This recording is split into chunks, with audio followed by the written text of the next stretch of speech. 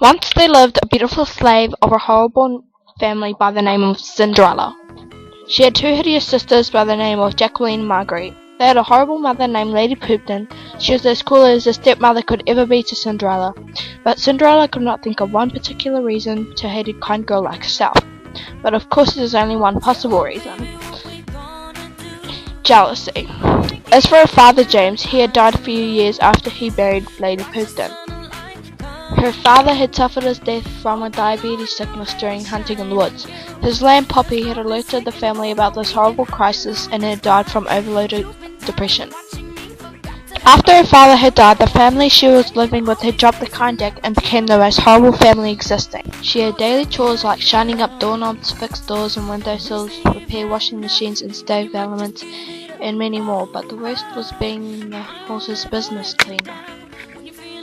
She wore her ghastly rags made of unwashed tablecloths. One night while she was cleaning her sister's room, she overheard her stepsister's loud argument. "Hey, this is wonderful." "Yes, it is. I think I might wear it to the so-called ball." "No, I want to." "Well, too bad. I made the decision first." "And, wait, why don't you ask Cinderella to make you one?" Okay, the sound of approaching footsteps were occurring.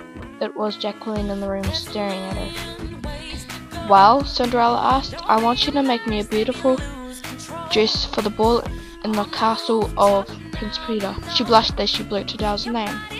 "Of course," Cinderella replied, "but one question. What is this ball you're talking about? I mean, am I allowed to go as well?" "Oh, Cinderella, don't be ridiculous. Go to the royal ball in those rags? I don't think so. Now get on with my dress immediately. The ball begins in 3 hours. Hurry up or I'll cut off the hours of your rest time." Cinderella did not worry too much, for her rest times were only 2 minutes. "Okay," she sighed. After she had finished her dress, she called Jacqueline over and passed her the dress.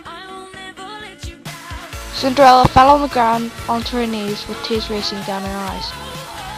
She ran outside to watch her only family leave her just to go to a stupid ball. There was only one thing that came to her mind. Her sisters were trying to get a date because they're too ugly to get accepted from a single troll. While Cinderella was about to continue her horrible chores, a sparkle appeared in the motionless air. It was an old lady. "I am Cinderella. Who in the hell are you, and what are you doing in my house?" "I am your fairy godmother." "Whatever. I know everything about you. You wear ugly rags," which was pretty obvious, "and you hate your family. Your father is dead. You do daily chores, which includes cleaning every single object and furnishings in the entire house, which is actually the part of your daily life." How did you know? Did you stalk me here or something?" "No, darling, I'm your relative." "Now, do you want to go to this ball, my dear?" "Of course," Cinderella yelled with eagerness. "Well, you can't go like that, can you?" And at a wish of her stick, Cinderella was wearing a lovely silk dress in pink. "Now, do you want to go to this ball, my dear?" "Of course," Cinderella yelled with eagerness. "Well, you can't go like that, can you?"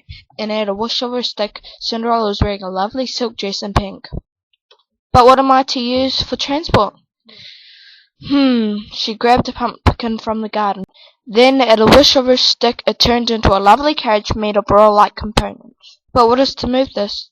She grabbed her wand and transformed an oak tree into a donkey. She then choked it until it vomited up 3 rats.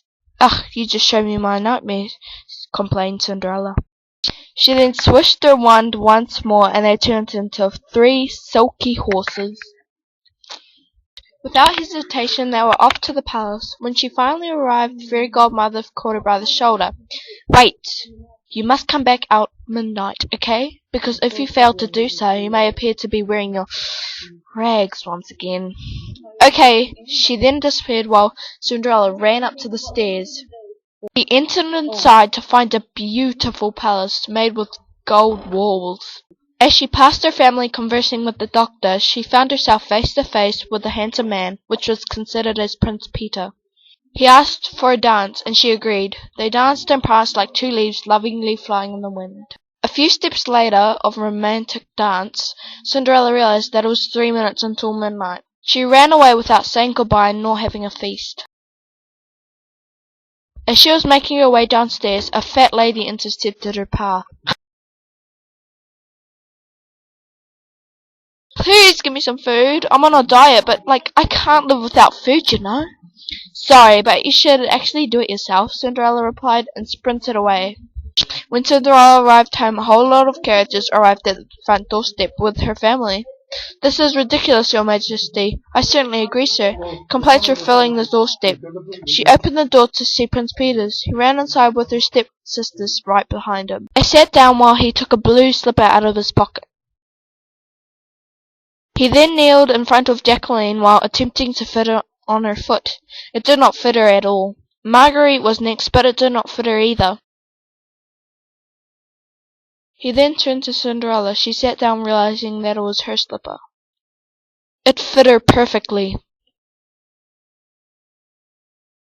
He leaned over and kissed her. They both lived happily ever after. As for the fat lady, she took over the cottage, and Cinderella's forgotten family were her servants from now on. Her stepmother died a few years later. No one knows what happened to her lifeless body, but for Cinderella, she hoped she was thrown on tracks in a rubbish bag in her rags. But what will happen to the two sisters when they die? Well, that will be up to the fat lady's decision. The end. Goodbye, people.